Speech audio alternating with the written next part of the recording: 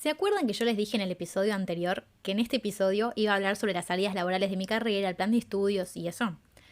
Bueno, lo grabé, no me gustó, entré en crisis, porque ya se los había prometido. Y después me acordé de que este es mi podcast y de que no tengo por qué forzar un episodio que no solo no me están haciendo hacer, sino que encima nadie me pidió. Tampoco nadie me pidió el podcast. Pero bueno, hablando de cosas que nadie pide, pero que igual aparecen, como este podcast, en el episodio de hoy te voy a contar una historia que yo no pedí, pero que igual me llegó, y tiene que ver con el origen de la palabra spam. El de los mails. Ese spam, ¿viste? El correo no deseado, que igual llega y llega y llega. La idea de este episodio se la debemos a Abri, una amiga mía de la carrera, que cuando cursamos microbiología de alimentos, el primer cuatrimestre de este año, nos contó el origen de la palabra spam en clase.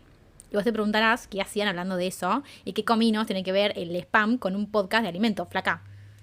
Y bueno, primero, cálmate. Segundo, si te quedas te lo cuento, porque aunque no lo creas, al final del día todo tiene que ver con la comida.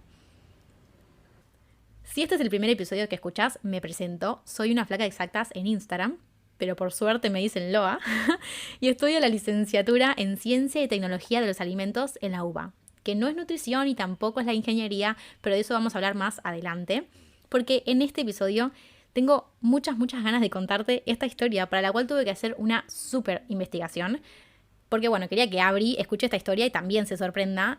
Este podcast también es para ella, así que sin más preámbulos, empiezo.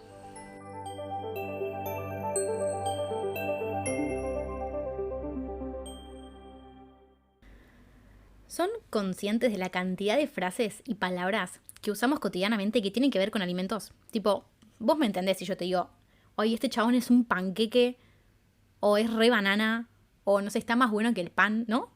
Y hay miles, posta, vos te pones a pensar y hay un montón. Estoy para que las recolectemos en los comentarios si se animan, no vale repetir.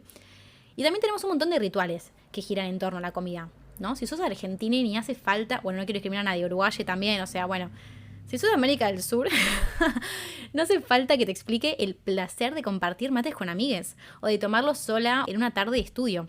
Tipo, no tomás mate cuando tenés sed o cuando tenés hambre. Es una costumbre, es un ritual. Armar el mate, que tenga montañita. Yo le rompo un saquito de té saborizado y le pongo esa yerbita para darle el gusto que me pinte ese día. Ni idea. Cada quien tiene su forma de prepararlo, amargo, dulce, con edulcorante. Me da igual, acá no juzgamos. Y si me escuchan mis amigas del secundario, seguro van a decir tipo, y sí, ¿a quién vas a juzgar vos si lo tomás con edulcorante? Bueno, no. Preliasco, sabes que yo no lo tomo más con edulcorante. Ahora lo tomo amargo. Y bien que jamás me negaste un mate, así que no te me vengas a quejar. Qué rico mi mate amargo. Bueno, ella lo cagaba peos, ni sé si Preliasco escucha este podcast. Ahora te lo voy a tener que mandar. Bueno, sigo. Los ñoquis los 29. También, ¿no? La plata abajo del plato. O sea, la comida da identidad a una sociedad, ¿no? Es recontra parte de la cultura. Son rituales. Y ponete a pensar, ¿no sería una locura saber la verdad de por qué existe la razón de comer ñoquis los 29 de cada mes y de dejar plata abajo del plato? Tipo, es una boludez lo que voy a decir, pero en algún momento de la historia pasó algo y se empezó a hacer, ¿no? Tipo, hay cosas que pasan y que gracias a las cuales hoy en día tenemos un montón de costumbres, refranes, comidas. Y a mí esas historias me parecen increíbles y espero que a vos también te lo parezcan, porque hoy me voy a meter un poco con esto. Siento que es un buen episodio para recomendarle a alguien que le gusten las historias y los datos curiosos por ahí. Y quiero empezar contándote la historia de algunos alimentos que hoy en día están en todas las alacenas y que estamos súper acostumbrados a comer y a ver en el supermercado, pero que en sus orígenes fueron pensados para satisfacer necesidades de la época. ¿De casualidad te suena el nombre de Napoleón Bonaparte? Por las dudas, te lo recuerdo, fue un militar francés muy conocido, de los más grandes comandantes militares de la historia, ¿no? Y para lo que te vengo a contar hoy, solamente me basta con que recuerdes eso. Napoleón era un estratega. Y lo que tienen los estrategas, para mí, yo no sé demasiado de estrategia, pero es que son personas que suelen pensar por afuera de la caja, ¿no? Como que ven cosas que el resto no pueden ver. Y su rol en nuestra historia, en la historia que te vengo a contar hoy, importa porque todo empieza cuando Napoleón le pide al ministerio francés que le dé un super premio a la persona que invente un proceso para preservar alimentos de forma tal que se puedan transportar largas distancias y que puedan ser almacenados por mucho tiempo. O sea, fíjate en lo que estaba pensando el chabón, ¿no? Como en la importancia de alimentar a sus tropas y la forma en la que los iba a alimentar. Porque antes los soldados solamente podían comer las cosas que se producían en las regiones en las que se hacían las campañas militares. Y Napoleón lo que quería era dejar de depender de esa zona en la que estén y tener asegurado el Morphy. Como en esa época no existía la licenciatura en Ciencia y Tecnología de los Alimentos y él no tenía ni idea del tema, se le ocurrió esto de hacer un concurso, ¿no? Y del premio para que alguien más le tramite el asunto y sacarse de encima el conflicto de la comida. Porque pensalo, el desafío era alimentar a la mayor cantidad de gente posible en un contexto donde no tenés ni heladeras para refrigerar alimentos ni un horno para cocinarlos. Mientras menos espacio ocupen los alimentos mejor porque tenían que ser transportados. Mientras más cómoda sea esa movida, mejor. Y sobre todas las cosas, no se tenían que pudrir, porque andás a ver cuándo volvían, ¿me entendés? Andás a ver cuándo podían llegar a volver a adquirir esos alimentos. O sea, tenían que tener una larga fecha de vencimiento. Y acá es cuando aparece en nuestra historia Nicholas Appert, un chabón que además de tener alto nombre y personaje principal de un libro romántico que yo releería, estuvo 14 años, desarrollando las bases de lo que hoy en día conocemos como el enlatado de alimentos. En esa época, estamos hablando más o menos del 1810, obvio, la tecnología no es lo que es hoy, y el flaco envasaba en recipientes de vidrio sellados herméticamente con corchos y después los calentaba en agua hirviendo. O sea, imagínate, 14 años y llegar a eso me mató. Pero bueno, para la época el avance era inmenso y por suerte el premio se lo dieron igual. Y lo loco es que en esa época ni siquiera tenían claro el concepto de bacteria. O sea, él solo sabía que si calentaba el alimento, entre comillas, destruía esa cosa que hacía que el alimento se pudra. Bueno, finalmente Appert ganó el premio del ministerio, publicó un artículo con un nombre re romántico mal, tipo el arte de conservar durante varios años todas las sustancias animales y vegetales. ¡Oh! Un dulce de leche. Guiño, guiño. Ahí tienen otra. Volviendo. Appert, o Appert, no sé cómo se pronuncia el nombre, pido mil disculpas, investigó los principios de las bases sobre las que hoy nos basamos para tener alimentos enlatados, ¿sí? Por definición, los alimentos enlatados son conservas. Y las conservas son alimentos envasados herméticamente, o sea que una vez que se cierran, no hay nada que entre o salga de ese envase, a no ser que yo lo abra, obvio.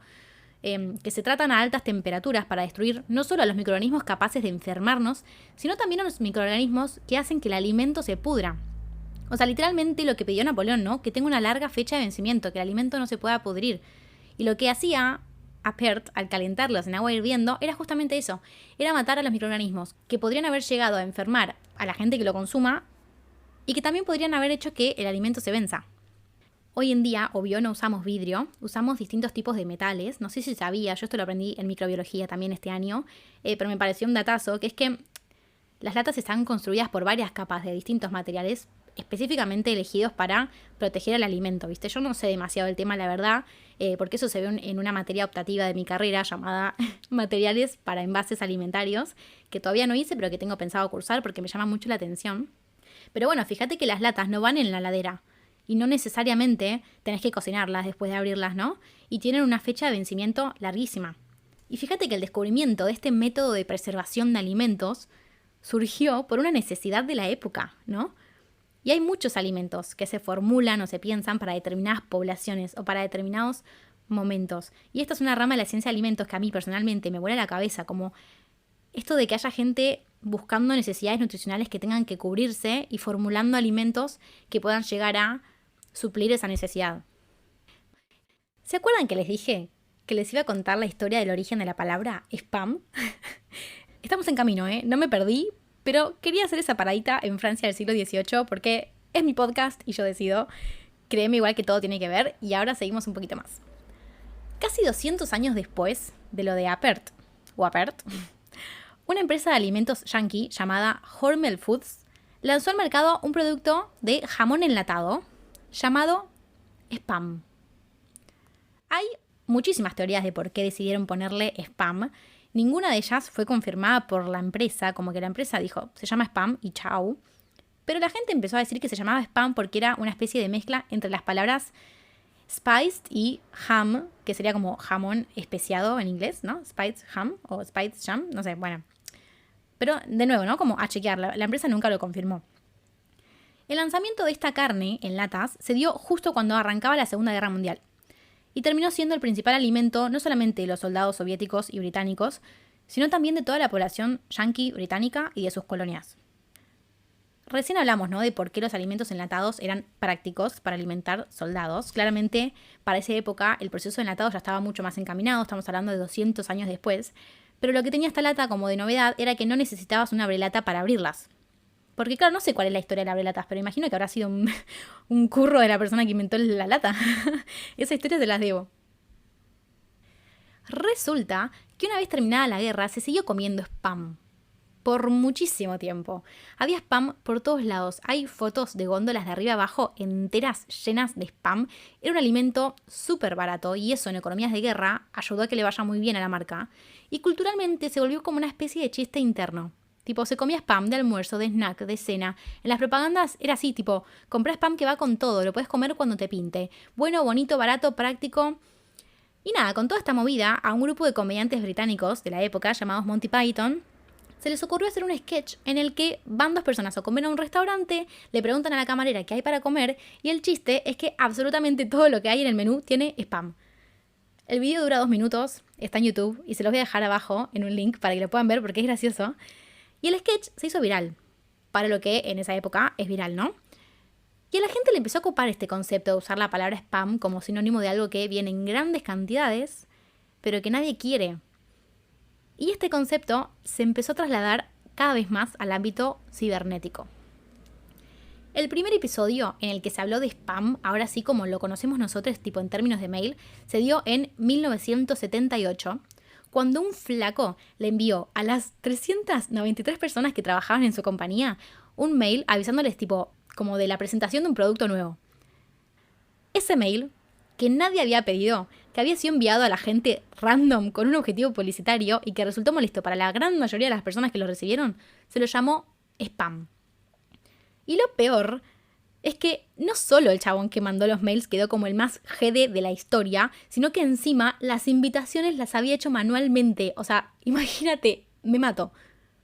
Y fue tanta la cantidad de gente que empezó a usar este concepto de spam como sinónimo de algo en grandes cantidades que nadie quiere y tan usado en el mundo cibernético para hablar de los mails molestos de propaganda de cosas que a nadie le interesan, que el diccionario de Oxford terminó por definir la palabra spam como material publicitario enviado por mail a personas que no lo pidieron. O sea, una locura. Y es también un hermoso ejemplo de cómo la sociedad y la cultura son capaces de modificar el lenguaje, ¿no? Bueno, spam fue, y todavía es, una alternativa alimenticia, ¿no?, pensada de forma estratégica para satisfacer una necesidad social que en su momento fue alimentar soldados y a gente cuya economía estaba afectada por una guerra. Y a pesar de que hoy en día el significado de la palabra está asociado a algo diferente, algo molesto, no deseado, nada, gente, en tiempos de guerra, cuando hay hambre no hay spam duro. Y esa es la historia del origen de la palabra spam. Arre, la chabona arrancaba hablando de Napoleón Bonaparte y latas y terminaba hablando del origen de la palabra más random que se le podía ocurrir. ¿Qué decirte? En este podcast las historias las cocinamos a fuego lento. Espero que te haya gustado muchísimo este episodio. La verdad, disfruté muchísimo del proceso de investigación que me llevó a contarles esta historia media atada con alambre. Prometo mejorar. Pero bueno, este es mi segundo episodio, tengan mi paciencia. Si todavía no activaste la campanita de notificaciones en Spotify, muy mal. Si todavía no me seguiste, muy mal. Anda a hacerlo y a puntearme con la mayor cantidad de estrellas que te permitan, por favor. Acordate de seguirme en Instagram, en Una Flaca de Exactas, y no te olvides, por favor, posta, me interesa muchísimo tu opinión. ¿Qué sentiste escuchando este podcast? ¿Qué te pareció? ¿Si te sorprendió o no te sorprendió? ¿Te aburrió? ¿Me fui mucho por las ramas? No lo sé. Déjame tu opinión, tu impresión. Puede ser acá en Spotify, yo siempre dejo una caja de comentarios donde me puedes escribir. Y si no, también puede ser en el post, en los comentarios de Instagram, lo que te sea más cómodo. Espero que la hayas pasado súper bien, yo la pasé increíble. Te deseo un exceso de capacidad para contar historias de acá al episodio que viene. Puedes aprovecharlo en las fiestas. Mira, cuando las cosas se pongan medias picantes, sacás de abajo de la galera la historia esta que te conté. O mejor, me pones en el parlante para que me escuche toda la familia. ¿Te imaginas? Re bizarro. Bueno, igual si llega a pasar quiero evidencias. Nos vemos la próxima. Chau, chau.